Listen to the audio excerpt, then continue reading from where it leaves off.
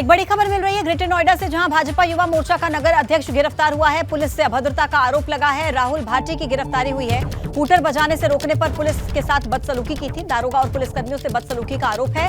Car के कागज नहीं होने पर कार को सीज किया गया। बड़ी खबर इस वक्त की आप तक पहुंचा रहे हैं। भाजपा युवा मोर्चा का नगर अध्यक्ष गिरफ्तार। पुलिस से अभद्रता के आरोप में राहुल भाटी को गिरफ्तार किया गया है और राहुल भाटी भाजपा युवा मोर्चा का नगर अध्यक्ष है। हूटर बजाने से पुलिस ने रोका, जिसके बाद पुलिस के साथ बदसलूकी की गई। दारोगा और पुलिसकर्मियों से बदसलूकी का आरोप है। ज्यादा जानकारी के साथ हमारे संवाददाता रविंद्र इस वक्त जुड़ गए हैं। रविंद्र, ये पूरा मामला जरा समझाएं। गिरफ्तारी हुई है भाजपा युवा मोर्चा के अध्यक्ष की।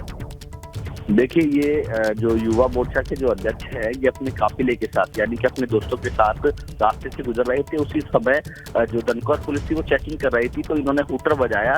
हूटर बजाने के दौरान जहां पर पुलिस चेकिंग कर रही थी तो पुलिस के साथ अभद्रता की गई है। इस स्मार्टफोन के युग में भी ये फोटो स्टूडियो बना के साल में 30 लाख कमा रहे हैं। आपको भी ये कमाना है, उनसे सीखना है तो फ्रीडम ऐप को अभी डाउनलोड कीजिए। जो वहाँ पर पुलिसकर्मी थे, उसी दौरान इनको रोका गया। रोकने के बाद इन्होंने बदतमीजी करने के साथ साथ जो है ये भागने की वहाँ से कोशिश की। पुलिस ने इनके जो है दस्तावेज गाड़ी के लिए, लेकिन उनके पास कोई कागज नहीं था गाड़ी का। उसके बाद इन्होंने इलीगल तरीके से जो है वहाँ हूटर लगाया हुआ था। तो तमाम तरह का वहाँ पर माहौल बनाया जा रहा था, तो उसको लेकर जो है इनकी गिरफ्तारी की गई है।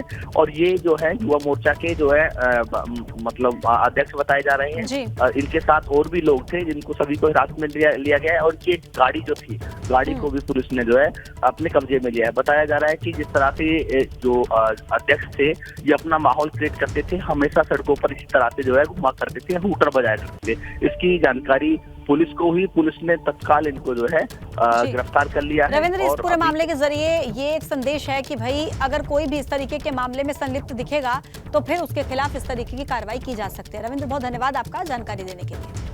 तो हूटर बजाने से रोकने पर पुलिस के साथ बदसलूकी की थी। इस मामले में गिरफ्तारी हुई है। और एक और बड़ी खबर, 16 और 17 जनवरी को भाजपा राष्ट्रीय कार्यकारिणी की बैठक है।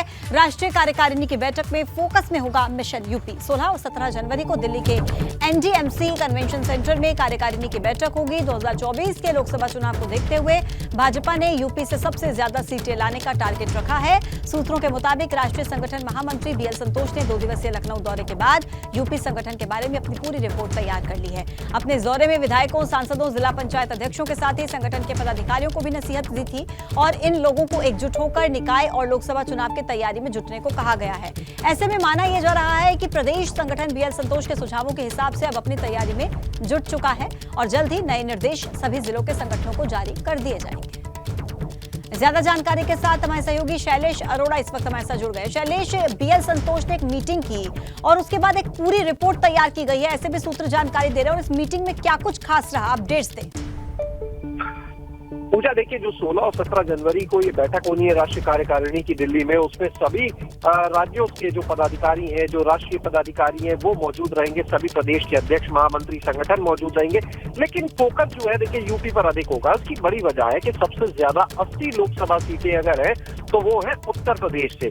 और अगर हम देखें 2019 के जो परिणाम थे, तो उसमें से इन 80 में से 64 सीटें जो थी वो भाजपा और उसके सहयोगी दलों ने जीती थी। 16 सीटें रह गई थी, लेकिन इनमें से 2 सीटें आजमगढ़ और रामपुर को अभी कुछ समय पहले ही उपचुनाव में भाजपा ने अपने पाले में कर लिया है। वहां पर भी कमल खिला दिया। तो बची हुई जो 14 सीटें हैं, जो अभी फिलहाल भाजपा के पास नहीं है, उनमें सबसे ज्यादा अगर आप देखें तो 10 सीटें बसपा के पास है, 3 सीटें सपा के पास है, 1 सीट कांग्रेस के पास है।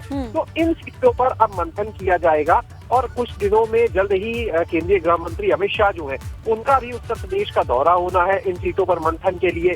जो अभी हाल ही में जो राष्ट्रीय संगठन महामंत्री है बीएल संतोष, वो आए थे लखनऊ प्रवास पर 2 दिन के।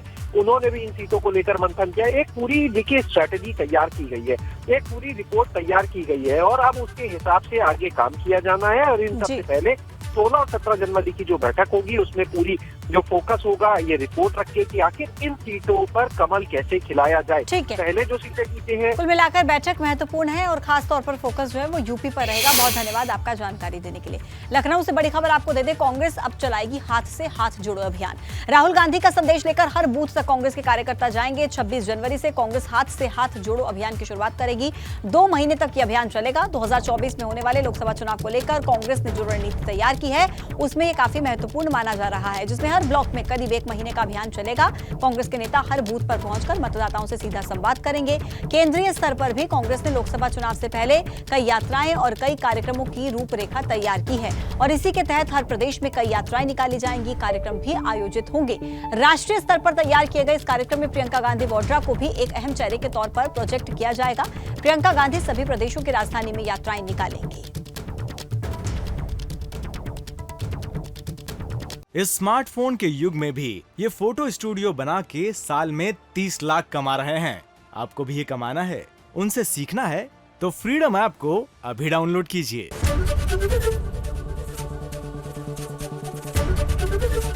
एबीपी गंगा, खबर आपकी, जुबान आपकी।